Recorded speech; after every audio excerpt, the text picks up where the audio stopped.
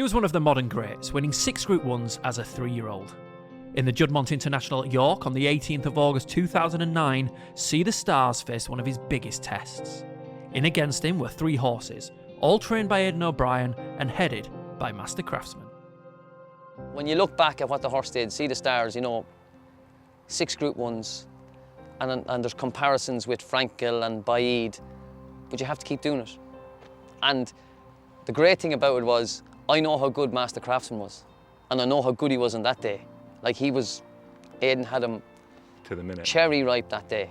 Well, we knew we had a chance. Like, obviously we saw what Sea the Stars had done, and we knew he wasn't going to be easy.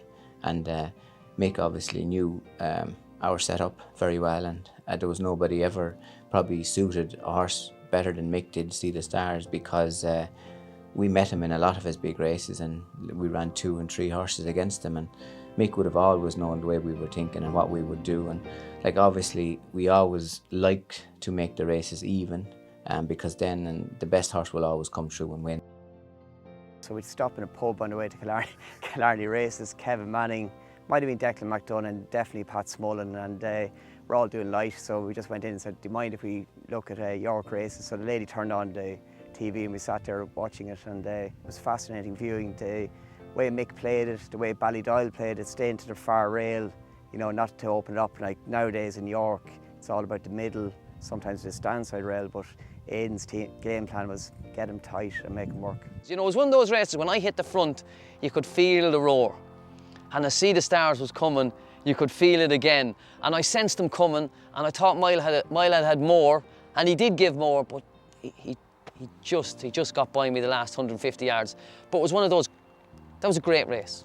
It's never hard to accept getting beat if it's a fair race and a strong run race and the best horse wins, and then you accept it and you know where to go after and go on from there. But when the pace is slow and if it got messy and you got beat, and you'd say, if this hadn't happened, or if this hadn't happened, it's hard to accept getting beat that way. So it was tough when Sea the Stars was around for us, because he beat us a lot. But we always did our best to beat him, and we tested him every day, and he just kept coming through. Really.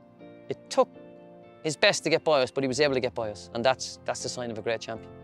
Yeah, I suppose we always knew whatever we did was going to be difficult. He was a relaxed horse. He stayed well, and he had speed. So it was always going to be difficult. And like I say, Mick used to ride him, and Mick knew Johnny inside out, and Johnny knew Mick inside out, really.